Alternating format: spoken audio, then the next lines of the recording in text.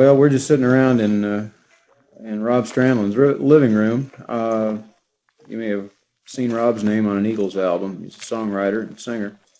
My name is Bob Warford. I've had one of these gadgets for 7 or 8 years now.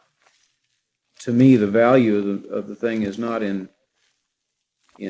making a guitar sound like a steel guitar, but it's in adding a kind of fluidity to your playing that you just can't get playing by hand.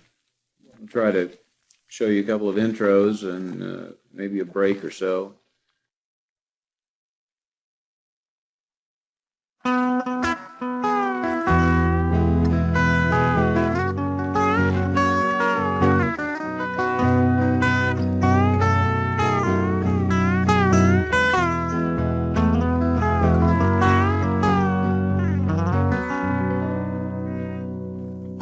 Well, that was an intro you could use for something like I Fall to Pieces, country songs of that type. That was in C. Got to break that down a little bit, I guess. You'd start in that really fretting your third and fourth and third strings at the 10th fret, the second string at the 8th, and using the mechanism to raise that like that. Now that's fretting the first at the 8th, using the mechanism. Now going up 2 frets, same position.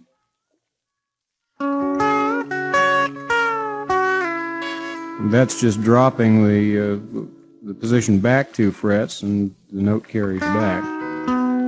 Okay, now you're briefly at regular A position at the 5th. Now, fret the 2nd at the 8th and the first bar the 1st and 2nd at the 6th.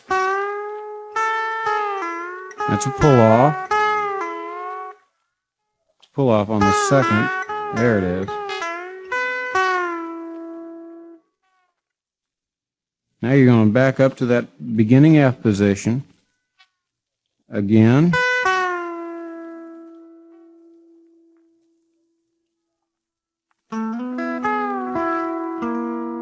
Now you just drop in the 4th string 1 fret to keep the rest of the position. Use the mechanism. Now you're going down, and that's just the first position you used, except down at the 5th fret, and using the mechanism to stretch it into a C chord. I guess some people would be interested in getting this thing because they sort of want to be steel guitar players. This will not turn your guitar into a cheap steel. It shouldn't, because you're not going to be able to compete as far as steel guitar types of licks. No, I see it as a whole new concept myself. You can't try to do the same thing as somebody with 14 floor pedals and 4 knee levers and everything. Yeah, there's no way you're going to get on stage and push a steel player off with a guitar, because a steel is a steel and a guitar is a guitar. But it's just that sound that you can't possibly get any other way without a chord.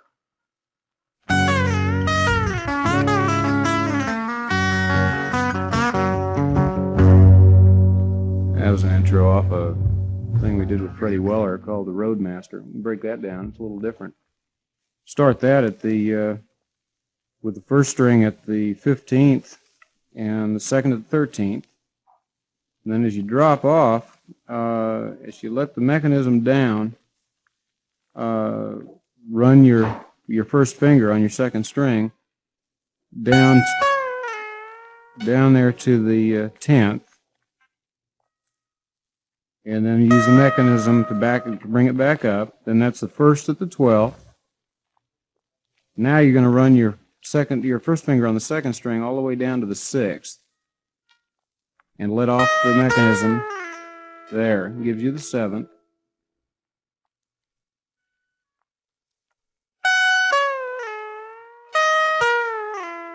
Okay. Now you're going to fret the 3rd at the 7th fret there. Keep your 2nd string at the 6th fret, and you're that's a pull off from the 8th to the 6th, using the mechanism at the same time. Just ending in a regular G at the 3rd. The main thing is the fluidity of that thing as it runs down. So you're using the mechanism to let the string drop at the same time as you're sliding your hand down the neck to a new position.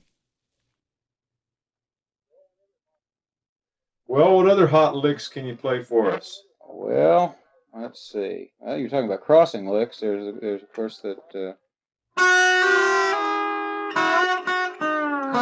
And you're hitting the half tone on that just by feel, then, aren't you? Yeah, you're really crossing. You're letting the pedal off gradually, so it will cross at the right time, and hammering on the.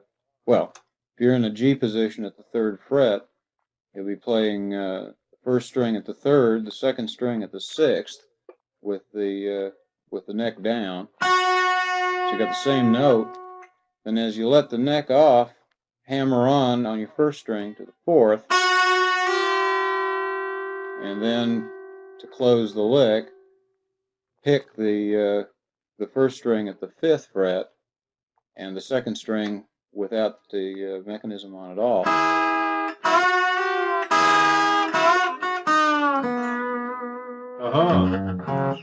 So you get that counterpoint effect that you can't get unless you use a steel guitar or a string bender. Just about. You can use it. You can do that also, of course, anywhere on the neck. So.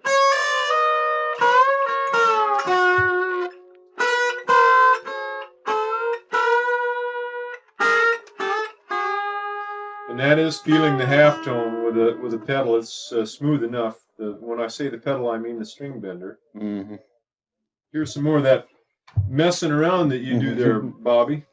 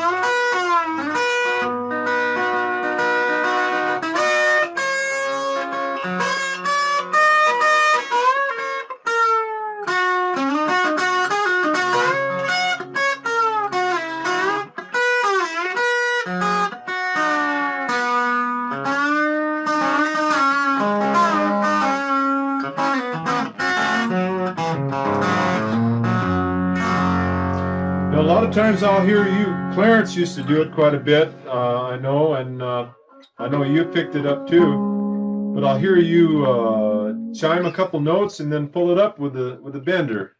Oh yeah, well you can hit a harmonic at the 5th fret on your 3rd string and 2nd string, and then raise the 2nd that way, so you get a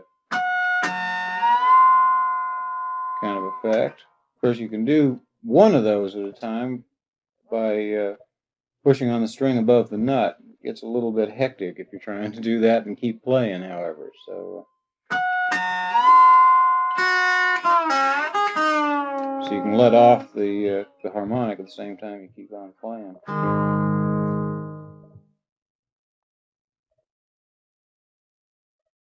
Incidentally, I don't know if it'll be of any help, but if anybody wants any help with any particular licks that have been on record, write to Gene, man, and he'll let me know. If I can answer it and come up with anything, I'll write back to you or something, give you some idea of the positions to use. Hopefully you won't need that, but in case, go ahead and write. I will give you a kind of rough approximation of a solo I did for Ronstadt on the Heart Like a Wheel album. I'm not going to break it down. Most of the positions in it are positions you've just heard on this record, and give you a kind of intermediate step to work on.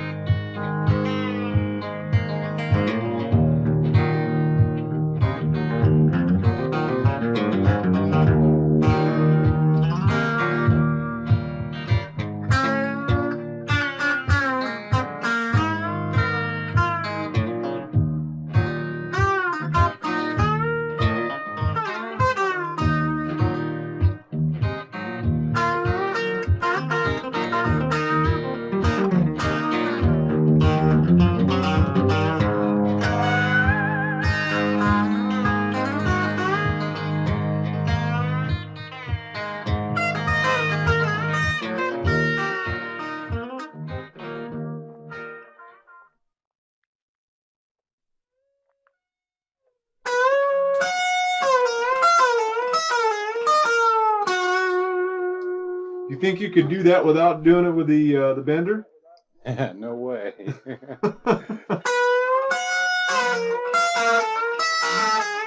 No, not hardly. That's pretty neat.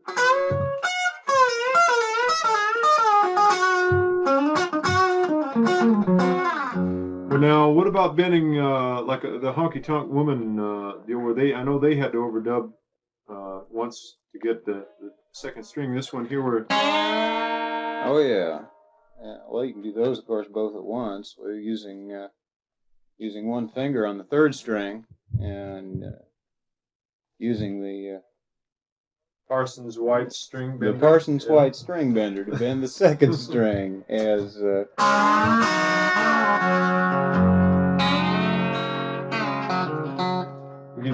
I guess you could hold one up too, couldn't you?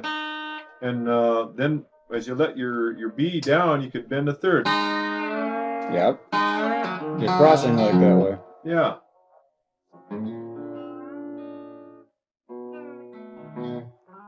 I guess one of the other things that is an obvious advantage is you can hold a full chord and pull a string out of it.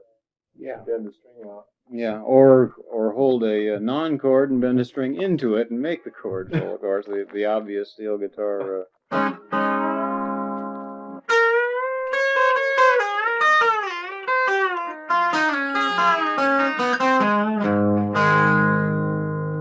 Start way up and.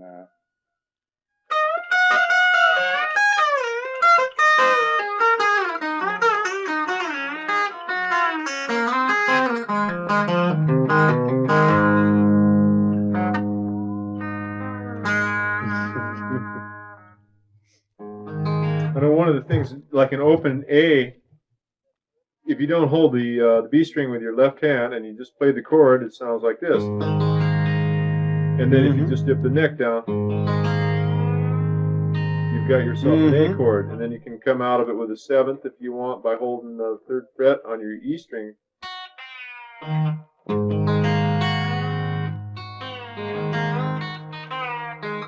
Pretty simple to do a lot of steel effects. Yeah. Of course, out of that same kind of position too, you can get the old Merle Haggard country guitar effects.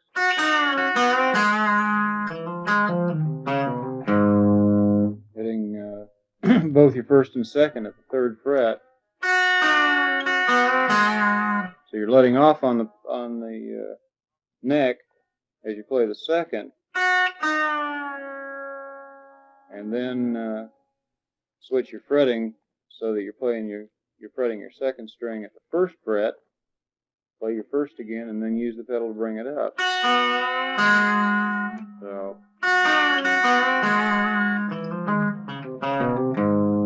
And again, you're only bringing it up a half tone when you bring it up. Yeah. Another question I was going to ask you is, a lot of people have asked me, why do we use just the B string? And I tried to explain to him that through years of experimenting, and I noticed that your own personal guitar, which was the second guitar that was built with a bender on it, you've got a set up there for the second, third, fourth, or fifth string. I noticed that you've got them all kind of discarded except for the B. And I know that Clarence White did the same thing. Why, in your own words, why do you use the B string? Well, I guess go through it string at a time, but basically that's the only string that you end up with a desire to bend at times that you cannot bend it by hand without losing the whole rest of the chord you're trying to play. Do you ever bend the string up with with your finger and then pull it further with the bender? Yeah. I suppose more often what I'll do is work out of a position, change the position, and pull it rather than bending it and pulling it. Well, an example of that, I suppose, playing an A in the D position at the ninth. Like that.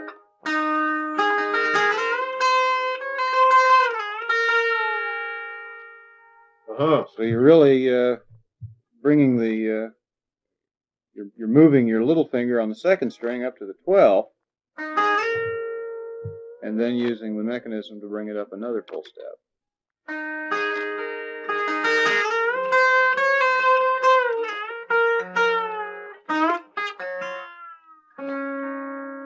And then also you find it pretty easy then to make your a bend up to a unison note and hold the chord at the same time too. But what I mean is by that is. Oh yeah.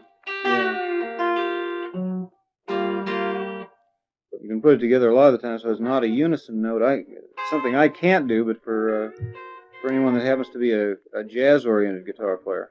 What would you say would be the biggest advantage of the string bender working on the shoulder strap as opposed to foot pedals or devices actuated by the hand, the right hand, that is? Well, the ones with the hand are you're put into a real mess because as soon as you try to concentrate on your playing, you also have to concentrate on where the palm of your hand is located. And of course, every time you move that, you're changing the angle of your fingers to the strings, and it changes the way you're picking sounds.